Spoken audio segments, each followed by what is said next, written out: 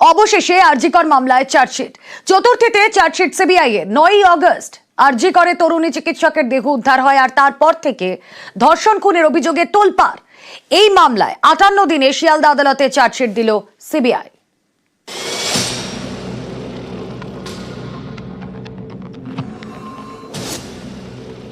August আরজিকরে মহিলা চিকিৎসকের দেহ উদ্ধার হয়। 7ই অক্টোবর আরজিকর মামলায় সিবিআই এর প্রথম চার্জশিট।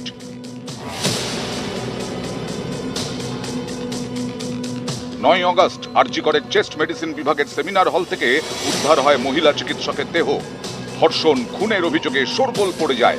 সেই রাতেই সিভিক ভলান্টিয়ার সঞ্জয় রায়কে গ্রেফতার করে কলকাতা পুলিশ। নির্যাতিতার বিচার এবং নিরাপত্তার দাবিতে পথে নামেন জুনিয়র ডাক্তাররা। শুরু হয় কর্মবিরতি।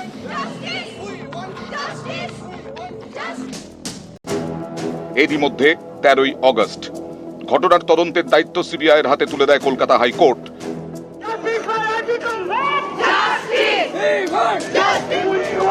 14ই আগস্ট ছিল আরজিকরের প্রতিবাদে মেয়েদের রাত দখলের আন্দোলন। সেই রাতে আচমকা আরজিকরে হয় দুষ্কৃতী হামলা। প্রসূতি বিভাগ থেকে ইএনটি তছনছ করা হয় একের পর এক ওয়ার্ড।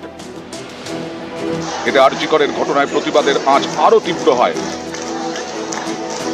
আরজিকরের ঘটনার বিচার এবং থ্রেট কালচার, দুর্নীতি সহ নানা অভিযোগে কর্মবিরতিও চলতে থাকে জুনিয়র ডাক্তারদের। আরজিকরে দুর্নীতির অভিযোগের তদন্তভার সিবিআই এর হাতে তুলে দেয় কলকাতা হাইকোর্ট। আরজিকরে দুর্নীতি মামলায় সিবিআই এর প্রথম গ্রেফতার। আরজিকরের প্রাক্তন অধ্যক্ষ সন্দীপ ঘোষকে সেদিন গ্রেফতার করা হয়। এই সন্দীপের বিরুদ্ধে আরজিকরের ঘটনায় প্রথম থেকেই নানা অভিযোগ। সন্দীপের পাশাপাশি গ্রেফতার করা হয় 3 ব্যবসায়ীকে: বিপ্লব সিংহ, সুমন হাজরা এবং আফসার আলী খান। এই 3 জনই সন্দীপ ঘনিষ্ঠ বলে পরিচিত। আরজিকরের খুন ধর্ষণের মামলাতেও তদন্ত চালাতে থাকে সিবিআই। নানা জনকে দফায় দফায় জিজ্ঞাসাবাদ করা হয়। পলিগ্রাফ টেস্টের পথেও হাঁটে। সন্দীপ সঞ্জয়দের পলিগ্রাফ টেস্ট করেন কেন্দ্রীয় গোয়েন্দারা।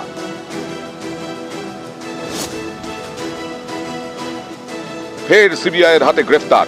এবার আরজিকরে খুন ধর্ষণের মামলায় তথ্য প্রমাণ লোপাটের অভিযোগে সন্দীপ ঘোষ এবং তালা থানার তৎকালীন ওসি অভিজিৎ মণ্ডলকে গ্রেফতার করে সিবিআই। পরের দিন দুজনকেই আদালতে তোলা হলে গরম হয়ে ওঠে শিয়ালদা কোর্ট চত্বর। সন্দীপ ও অভিজিৎকে জুতো দেখানো হয়। গত বৃহস্পতিবার আবার গ্রেফতার। আরজিকরের দুর্নীতি মামলায় সিবিআই এর জালে সন্দীপ ঘনিষ্ঠ আরো একজন। গ্রেফতার করা হয় আরজিকরের চিকিৎসক নেতা আশিস পান্ডেকে। আদালতে আশিসের বিরুদ্ধে একের পর এক চাঞ্চল্যকর অভিযোগ করে সিবিআই। অবশেষে চার্জশিট। চতুর্থীতে chargesheet CBI.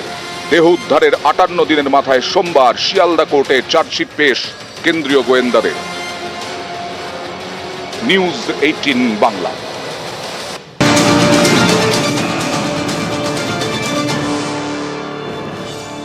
আরজিকর ধর্ষণ খুনের মামলায় চার্জশিট এবং আজই প্রথম চার্জশিট সিবিআই এর। 58 দিনের মাথায় চার্জশিট।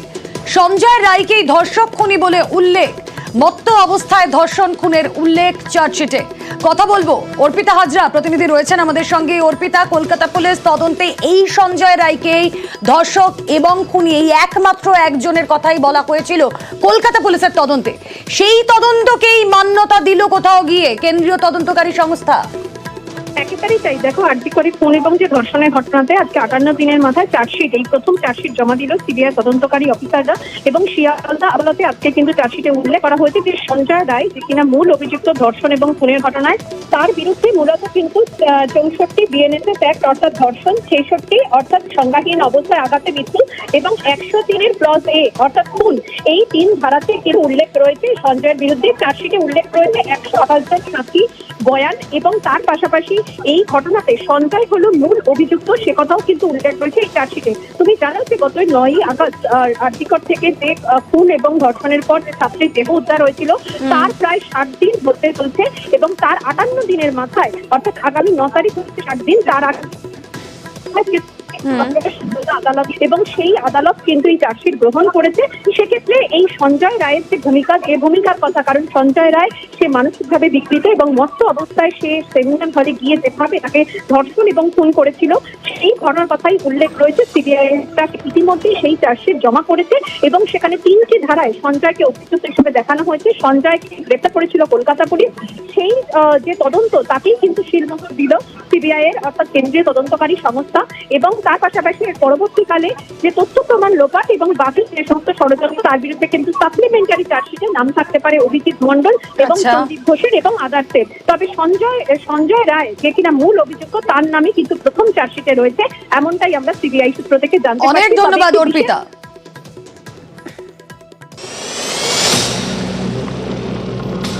9 অগস্ট আরজি করে তরুণী চিকিৎসকের দেহ উদ্ধার, ধর্ষণ খুনের অভিযোগে তোলপাড়।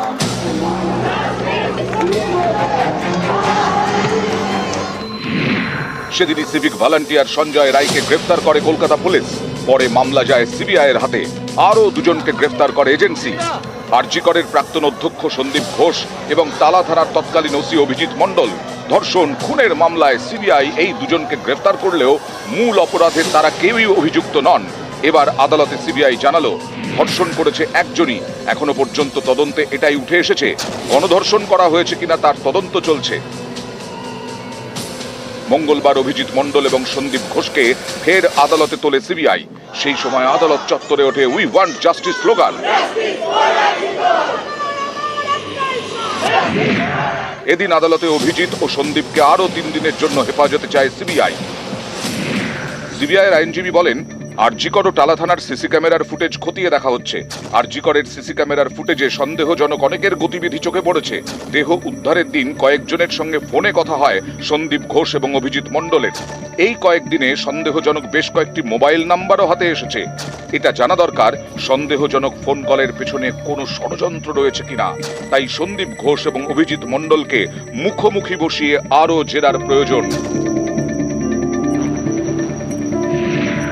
তারা সহযোগিতা করছে না, তাই আরো 3 দিনের হেফাজত দরকার। তখন টালা থানার অপসারিত ওসির আইনজীবী বলেন, অভিজিৎ মণ্ডল তদন্তকারী অফিসার ছিলেন না, সহযোগী ছিলেন। তদন্তে যুক্ত থাকা সরকারি অফিসারকে পদ্ধতি মেনে গ্রেফতার করা হয়নি। গ্রেফতার করতে সরকারের অনুমতি দরকার। সিবিআই বলছে আমার মক্কেলের মোবাইলের কল রেকর্ড ও সিসি ক্যামেরার ফুটেজ সংগ্রহ করেছে। আগে তো 9 বার হাজিরা দিয়েছেন আমার মক্কেল।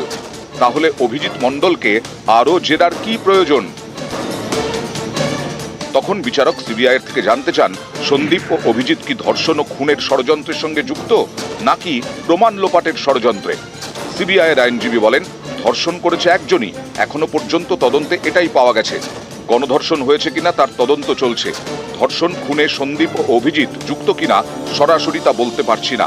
তবে প্রমাণের লোপাটের ষড়যন্ত্র সহ একাধিক বিষয় রয়েছে। তখন বিচারক বলেন, এটা গুরুতর বিষয়, কোনো প্রমাণ তো থাকা দরকার। সিবিআই কি এমন কিছু পেয়েছে? যদি তেমন কিছু প্রমাণ পেয়ে থাকে তাহলে আলাদা করে এফআইআর দায়ের করা হয়নি কেন?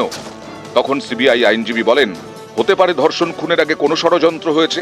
সন্দীপ ইচ্ছাকৃতভাবে এফআইআর করতে দেননি, তাই বলে ওসি এফআইআর দায়ের করবেন না কেন? কে আটকেছে? 14 ঘন্টা পর এফআইআর দায়ের করা হয়, এটা ষড়যন্ত্র। তখন বিচারক বলেন, ধর্ষণ ও খুনের আগেই যদি ষড়যন্ত্র করা হয়ে থাকে তাহলে তো সেটা সিরিয়াস কেস, আলাদা করে এফআইআর করা উচিত।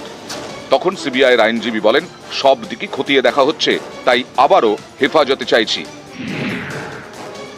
এই আবেদন মেনে অভিজিৎ ও সন্দীপকে 3 দিন সিবিআই হেফাজতে রাখার নির্দেশ দেন বিচারক।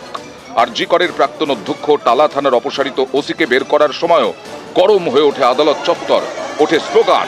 সন্দীপ ও অভিজিৎকে লক্ষ্য করে এদিন ফের জুতো দেখানো হয়। নিউজ 18 বাংলা। সিবিআই তদন্তে এক অপরাধীরই খোঁজ, আর তিনি সঞ্জয় রায়। সিবিআই চার্জশিটে সঞ্জয় রায়কেই খুনি ধর্ষক বলে উল্লেখ। কলকাতা পুলিশের তদন্ত, সেই তদন্তেও সঞ্জয় রায়ের নামই উঠে আসে, আর কলকাতা পুলিশের তদন্তকেই মান্যতা সিবিআই চার্জশিটে, এমনটাই দাবি কুণাল ঘোষের। পাল্টা কলকাতা পুলিশের মদতেই প্রমাণ লোপাটের অভিযোগ শ্রমিক ভট্টাচার্যের। আরজিকরের ঘটনায় সিবিআই ধর্ষণ এবং খুনের যে চার্জশিট ফাইল করলো, সেই চার্জশিটে একমাত্র নাম হচ্ছে সঞ্জয় রায়, যাকে 24 ঘন্টার মধ্যে গ্রেফতার করেছিল কলকাতা পুলিশ।